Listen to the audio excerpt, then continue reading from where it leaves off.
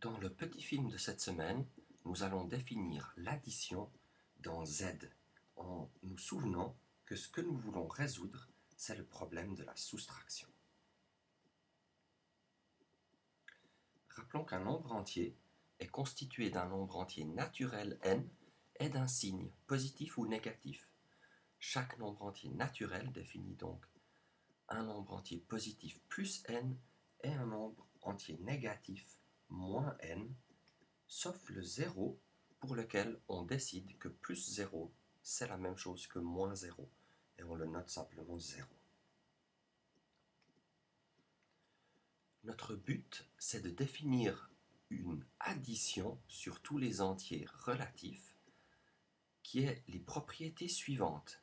D'abord, elle doit se restreindre à l'addition que nous connaissons sur les entiers naturels. Ensuite, elle doit avoir ses propriétés d'associativité et de commutativité, dont nous reparlerons tout à l'heure. Si vous ne vous souvenez pas de ce que c'est exactement, ce n'est pas grave pour l'instant. Ça a à voir avec l'ordre des opérations et le parenthésage. Et enfin, quand j'additionne moins m à plus m, on doit obtenir 0. Donc on a créé des opposés pour tous les nombres entiers naturels. Alors voici la définition. Elle est un peu longue puisque chaque nombre entier relatif peut avoir le signe plus ou le signe moins. Quand j'additionne deux nombres entiers relatifs, chacun d'eux peut être positif ou négatif, ce qui fait qu'il y a 4 cas à distinguer. Le premier, lorsque tous deux sont positifs, on n'a pas le choix. Il faut qu'on étende l'addition qu'on connaît sur n, et donc plus m plus n, c'est simplement plus m plus n. Maintenant, il faut commencer à distinguer des sous-cas. Quand le premier nombre est positif et le deuxième nombre est négatif, le résultat est positif si le premier m est plus grand ou égal à n. Dans ce cas-là, la somme, c'est simplement m moins n avec le signe plus, mais dans le cas contraire, on obtient un nombre négatif qui est n moins m avec le signe moins. La troisième partie est complètement symétrique. Et si vous pensez à la commutativité qui nous dit que additionner A et B c'est la même chose qu'additionner B et A, vous vous rendez compte qu'ici on n'a pas le choix. Donc on a de nouveau ces deux sous-cas, selon que m est plus grand que n ou vice-versa. Et le dernier cas, quand tous les nombres m et n sont négatifs, le résultat est négatif, c'est le nombre m plus n muni d'un signe moins. Donc comme on l'a dit en introduisant cette définition, le premier point il nous assure que cette addition étant celle des entiers naturels. Pour comprendre d'où vient cette définition, plus que ce que j'ai essayé d'expliquer en faisant passer ces sous-cas, on va regarder un exemple de ce qui se passe dans le cas 2. Pourquoi cette définition? Ce que j'aimerais comprendre, c'est, étant donné qu'on aimerait obtenir une addition qui est associative et commutative, quelle peut bien être la valeur pour le nombre plus 5 plus moins 3? Appelons ce nombre A. C'est donc un nombre entier relatif, avec un signe plus ou un signe moins, et on doit avoir que le nombre A, quand je lui ajoute plus 3, qu'est-ce que je vais trouver? Eh bien, le nombre A, c'est plus 5 plus moins 3. Je mets des parenthèses pour bien distinguer l'ordre des opérations. Quand j'ajoute plus 3, si je veux que mon addition soit associative, ça veut dire que je peux d'abord additionner moins 3 plus 3 et ensuite ajouter plus 5 et j'obtiens le même résultat. Par associativité, je peux bouger ces parenthèses. Mais qu'est-ce que c'est moins 3 plus plus 3? Notre but, c'est que chaque nombre est un opposé. Et l'opposé de plus 3, ce sera moins 3, si bien que cette somme ici, dans la grande parenthèse carrée, c'est un 0. Ainsi, ce qu'on obtient ici, c'est plus 5 plus 0. Ajouter à 0 à un nombre ne change rien. Et donc, on a compris que ce nombre A, j'aimerais que quand j'ajoute plus 3, je trouve plus 5. Mais qu'est-ce que c'est alors ce nombre A? Eh bien, autrement dit, le nombre A, c'est plus 2. Et plus 2, c'est bien le nombre que je peux écrire de manière compliquée, plus 5 moins 3. Je sais soustraire 3 au nombre 5 dans les entiers naturels, parce que 5 est plus grand que 3, et j'ai donc compris que si je veux que mon addition soit associative et qu'on ait cette propriété de l'opposé et de l'addition avec 0 qui ne change pas les nombres, quand on additionne plus 5 et moins 3, on est obligé de le définir comme étant égal à le nombre plus 5 moins 3. Donc ça explique le premier sous-cas du cas 2. Maintenant, regardons le deuxième sous-cas. Qu'est-ce qui se passe quand j'ajoute à plus 3 le nombre moins 5? Donc on est cette fois dans la situation où le deuxième nombre, 5, est plus grand que le premier, 3. Eh bien, je ne sais pas encore ce que c'est. C'est un nombre B qui a la propriété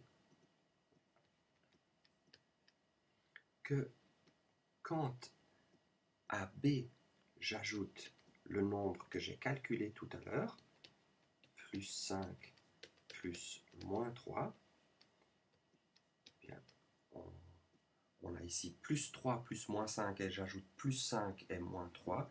On va voir qu'on obtient 0, mais je vais faire les calculs lentement pour expliquer toutes les propriétés qu'on utilise. Donc mon nombre B, c'est plus 3 plus moins 5, et je lui ajoute le nombre plus 5 plus moins 3. J'ai des parenthèses que je peux déplacer par associativité.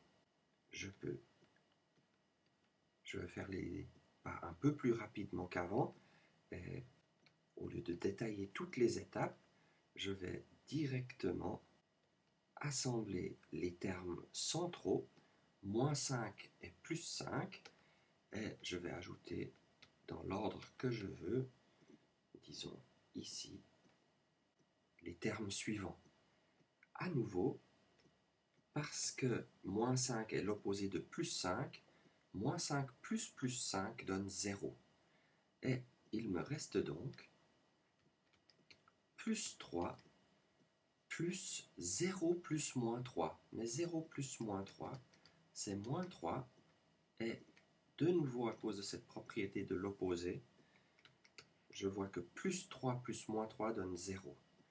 Alors, on a compris que le nombre plus 5 plus moins 3 est l'opposé de B. Quand j'ajoute ce nombre à B, je trouve 0. Conclusion, plus 3 plus moins 5, c'est égal à l'opposé de plus 5 plus moins 3, qui est égal à 2. Son opposé, c'est moins 2. Et à nouveau, on a été obligé, pour que l'addition soit commutative, associative, que 0 soit un élément neutre, on a été obligé de le définir comme étant égal au nombre 5 moins 3 muni du signe négatif. Alors j'espère que ces deux exemples vous servent d'exemple pour voir comment est-ce qu'on calcule des sommes de nombres relatifs et qu'elle explique aussi d'où vient cette définition. Elle n'est pas tombée du ciel, on est obligé de la poser de cette manière si on veut une addition qui respecte les propriétés souhaitées. Alors la proposition qui termine votre page de lecture, c'est que l'addition, elle a toutes les propriétés qu'on veut. J'ai vu tout à l'heure sur ces exemples que si on veut que ces propriétés d'associativité, ce qui veut dire que le parenthésage n'est pas important, d'éléments neutres, que quand on additionne 0, on ne change pas le nombre, de commutativité, c'est-à-dire que l'ordre dans lequel on additionne n'a pas d'importance, et enfin d'opposé, que tout nombre a un opposé, qui quand on l'additionne avec ce nombre donne 0. Si on veut que toutes ces opérations soient vraies, on avait intérêt à poser les définitions comme on l'a fait. Maintenant, on va voir que effectivement, en posant cette définition, les propriétés sont respectées. Alors, il y a des propriétés qui sont plus ou moins simples à démontrer. L'associativité, c'est vraiment la pire à vérifier puisque chaque nombre A, B ou C dans cette formule peut être positif ou négatif. Donc vous voyez qu'il y a 8 sous-cas à traiter si on voulait tout démontrer. Et certains de ces sous-cas ont eux-mêmes des sous-cas, puisque la définition de la somme peut avoir un signe positif ou négatif selon la situation. Alors on ne va pas tout démontrer, ce serait beaucoup trop long et on a des choses plus intéressantes à comprendre, mais on va juste regarder une de ces situations pour comprendre pourquoi cette addition est associative. Donc on va faire l'associativité dans le cas où le nombre A est muni d'un signe positif, le nombre B est muni d'un signe négatif et le nombre C d'un signe positif. Pour distinguer les sous-cas, on va aussi supposer que K est plus grand ou égal à M, mais que M est plus grand strictement que N. Et comme ça, vous allez voir que quand on va faire les calculs, selon les cas et les sous-cas, on va trouver des nombres positifs ou négatifs donnés par la définition. Alors, hardi petit, calculons A plus B, entre parenthèses, qu'on additionne d'abord, auquel on ajoute C. Alors, je remplace A, B et C par ces nombres positifs ou négatifs que j'ai traités dans ce sous-cas où A est positif, B est négatif et C est positif. Le premier calcul que je dois faire, c'est calculer plus K plus moins M. Et comme K est plus grand que M, on se trouve dans le premier sous-cas du cas 2 de la définition, et on trouve donc un nombre positif qui est K moins M. Et à ce nombre, je dois ajouter N. Ici, on est dans le cas 1, j'additionne deux nombres positifs, je n'ai pas besoin de réfléchir beaucoup, c'est un nombre positif, et c'est simplement K moins M, qui est positif, et je lui ajoute N. Et ce nombre positif, je le munis d'un signe plus, c'est le résultat de mon addition de A plus B auquel j'ajoute C. Maintenant, il faut que je travaille sur cette expression pour montrer que c'est la même chose que B plus C auquel j'ajoute A. Alors ici, j'utilise des propriétés de l'addition et de la soustraction dans N. Ce nombre que j'ai entre parenthèses, K moins M plus N, c'est la même chose, on le sait bien, que K moins M moins N entre parenthèses. La soustraction n'est pas associative, il faut faire attention. Quand je soustrais M moins N, c'est comme soustraire M puis additionner N. Très bien. Je réécris ça sous forme d'addition de nombres relatifs. J'ai le nombre plus K, un nombre relatif positif, et je lui ajoute le nombre négatif m moins n. Quand j'additionne ces deux nombres, j'obtiens par le K2, dans le premier sous-cas, puisque K est plus grand ou égal à M, il est donc plus grand ou égal à M moins N. Quand j'ajoute ce nombre positif à ce nombre négatif, je trouve bien la différence de K et de M moins N munie d'un signe positif. Maintenant, je vais travailler sur la parenthèse carrée. Le plus K, lui, me convient bien, je le garde. Et dans la parenthèse carrée, je vois que j'obtiens moins M auquel j'ajoute plus N. En effet, on se situe ici dans le K3, un nombre négatif moins M auquel j'ajoute un nombre positif plus M me donne la différence du plus grand des deux auquel on soustrait le plus petit. Et comme le plus grand c'est le négatif ici, eh bien ça me donne un nombre négatif. J'ai maintenant terminé puisque je vois que plus K c'était A et j'additionne AA, B plus C. Donc ça termine cette démonstration de l'un de ces 8 sous-cas de l'associativité. Mais vous voyez que ça prendrait des pages et des pages de tout vérifier.